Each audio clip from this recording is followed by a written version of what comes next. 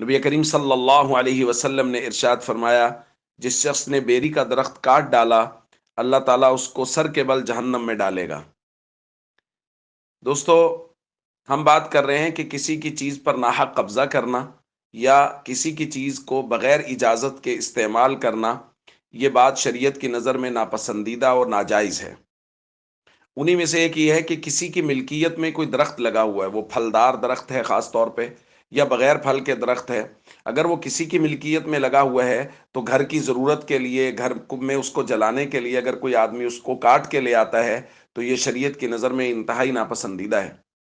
اسی طرح اگر کوئی جنگل میں درخت لگا ہوا ہے، یعنی وہ کسی فرد کی ملکیت نہیں ہے بلکہ وہ حکومت کی ملکیت ہے، وہ روڈ کنارے لگا ہوا ہے، وہ جنگل میں لگا ہوا ہے، تو اس کو بھی اس طرح کاٹنے کی اجازت نہیں ہے۔ بڑے درخت کو جو سایہ دار ہو، جس کے سائے میں لوگ آرام کرنے والے ہوں، تو ایسے درخت کو کاٹنا شرعاً جائز نہیں ہے۔ اسی طرح جنگل میں لگے ہوئے درخت، ان کو کاٹنا بھی شریعت کی نظر میں جائز نہیں ہے۔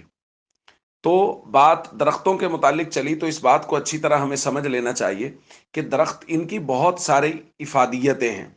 اور انہی افادیتوں کی روشنی میں شریعت محمدیہ صلی اللہ علیہ وسلم میں درخت لگانے کے متعلق ترغیب دی گئی ہے کہ درخت لگائے جائیں۔ بلکہ نبی کریم صلی اللہ علیہ وسلم نے تو یہاں تک فرمایا ہے، ما من مسلم غرس غرسا، کوئی بھی مسلمان جب کوئی درخت وغیرہ لگاتا ہے یا کوئی بیج بوتا ہے، فاکل منہ انسان، اس سے کوئی انسان کھا لیتا ہے، او دابہ، یا کوئی جانور کھا لیتا ہے، الا کان لہ بہ صدقہ، تو اس کے بدلے اس کو صدقہ کا ثواب ملتا ہے۔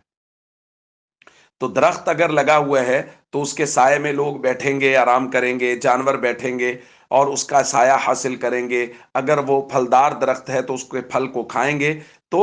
درخت لگانے والے کو صدقہ کا ثواب ملے گا۔